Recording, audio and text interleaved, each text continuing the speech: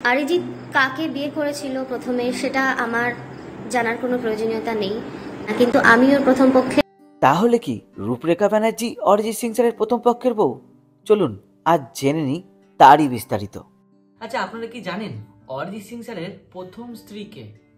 চলুন আজকে সেই ব্যাপারেই বিস্তারিত আমরা এই ভিডিওর মাধ্যমে জেনে নিই।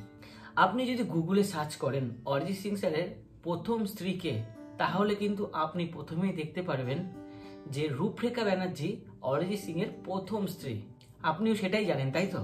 অরিজিৎ সিং স্যারের কিন্তু প্রথম ভালোবাসা কোয়েল ম্যাডাম, কিন্তু তার বিয়ের কথা যখনই চলে আসে তার প্রথম স্ত্রী কিন্তু রূপরেখা ব্যানার্জি। সেটাই কিন্তু আমরা সকলেই জানি। শোনা গেছিল ফেম গুরুকুলের পরেই রূপরেখা ব্যানার্জির সাথে অরিজিৎ সিং এর বিবাহ হয়। তারপরে কিন্তু সেই বিবাহ বেশি দিন টেকেনি, তারপরেই তাদের মধ্যে ডিভোর্স হয়ে যায়। তারপরে তার ছোটবেলার ভালোবাসা কোয়েল ম্যাডামকে অরিজিৎ সিং বিয়ে করে।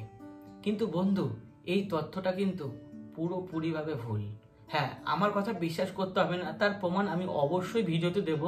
আপনারা একটু ধৈর্য ধরে দেখবেন, ভিডিওটা পুরো দেখার অনুরোধ রইল। আপনি সোশ্যাল মিডিয়ায় যেখানেই সার্চ করেন না কেন, আপনি কিন্তু প্রথম স্ত্রী হিসাবে রূপরেখা ব্যানার্জিকেই দেখতে পাবেন। কিন্তু অ্যাকচুয়ালি রূপরেখা ব্যানার্জির সঙ্গে কিন্তু অরিজিৎ সিং স্যারের কখনো কোনো দিনই বিয়ে হয়নি। তার প্রথম ভালোবাসা কোয়েল ম্যাডাম, তার সাথেই কিন্তু অরিজিৎ সিং স্যারের প্রথম বিয়ে। আর অরিজিৎ সিং স্যারের একজনই স্ত্রী, সে হচ্ছে কোয়েল ম্যাডাম।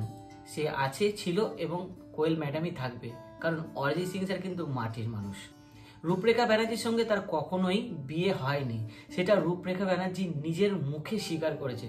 চলুন সেই ভিডিওটা আমরা এক ঝলক দেখে নিই। দীর্ঘদিন ধরেই আমি দেখছি যে অরিজিতের সঙ্গে আমার নামটা জোড়ানো হয়েছে। কেন? অরিজিৎ একজন খুব বড় মাপের সিঙ্গার এখন, তো আমি গুরুত্ব দিইনি, কিন্তু দিনের পর দিন সেটা বেড়েই চলেছে। যে অরিজিৎ কাকে বিয়ে করেছিল প্রথমে সেটা আমার জানার কোনো প্রয়োজনীয়তা নেই, কারণ সেটা তার ব্যক্তিগত লাইফের ব্যাপার। আমি সেই ব্যাপারে একেবারে ইন্টারফেয়ার করতে চাই না, বলতেও চাই না। কিন্তু আমি ওর প্রথম পক্ষের বউ নই। আমি একবারই বিয়ে করেছি এবং আমি বম্বেতে প্রতিষ্ঠিত হলেও, কর্মসূত্রে বম্বেতে থাকলেও বিয়েটা আমি কলকাতায় করেছি এবং বিয়েটা 2010 সালে করেছি। আমার হাজব্যান্ডের নাম হচ্ছে নলিনাক্ষ ভট্টাচার্য। কারণ আমি আমার বক্তব্য খুব ক্লিয়ার করে রাখলাম, আরেকবার বলছি যে আমার হাজব্যান্ডের নাম নলিনাক্ষ ভট্টাচার্য। অরিজিতের প্রথম পক্ষের বউ আমি নই। অরিজিতের পার্সোনাল লাইফ নিয়েও আমার কোনো ইন্টারেস্ট নেই। তো আপনারা নিজেরাই কিন্তু দেখে নিলেন, অরিজিৎ সিং স্যারের সঙ্গে কিন্তু রূপরেখা ব্যানার্জির কোনো রকমই সম্পর্ক ছিল না, তার সঙ্গে কোনো বিবাহ বন্ধনেও সে জড়িত ছিল না। রূপরেখা ব্যানার্জির সঙ্গে কিন্তু অরিজিৎ সিং এর বিয়ে হয়নি। কিন্তু সোশ্যাল মিডিয়ায় বেশিরভাগই দেখা যায় রূপরেখা ব্যানার্জির সঙ্গে অরিজিৎ সিং স্যারের প্রথম বিয়ে। একদমই এই তথ্য ভুল। অরিজিৎ সিং স্যারের প্রথম স্ত্রী কিন্তু কোয়েল ম্যাডাম, রূপরেখা ব্যানার্জি নয়। রূপরেখা ব্যানার্জি সেটা নিজের মুখেই কিন্তু স্বীকার করেছে। তো আপনাদের এই তথ্যটা কেমন লাগলো?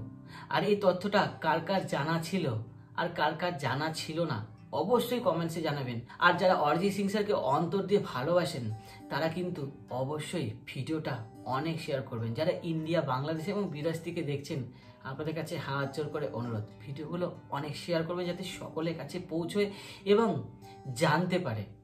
কারণ বেশিরভাগ মানুষই কিন্তু জানে যে অরিজিৎ সিং স্যারের প্রথম স্ত্রী রূপরেখা ব্যানার্জি, কিন্তু এটা সম্পূর্ণভাবে ভুল। আমারও ভালো লাগলো আপনাদের এই ইনফরমেশনটা দিয়ে। আমি প্রতিনিয়তই অরিজিৎ সিং স্যারের ভিডিও বানিয়ে থাকি। আমি আবারও একটা সুন্দর ভিডিও নিয়ে ফিরবো অরিজিৎ সিং স্যারের। আপনাদের কাছে একটাই অনুরোধ, ভিডিওটা অনেক শেয়ার করবেন। যারা চ্যানেলে নতুন তারা অবশ্যই ফলো করে দেবেন। যারা ইউটিউবে দেখছেন প্লিজ সাবস্ক্রাইব করে দেবেন, কারণ আপনাদের জন্যই আপনাদের জন্যই কিন্তু ভিডিওগুলো বানানো। আপনারা একটা লাইক, কমেন্ট আর প্লিজ শেয়ার করবেন, তাহলে আমরা ভিডিও বানানোর অনেক মোটিভেশন পাই।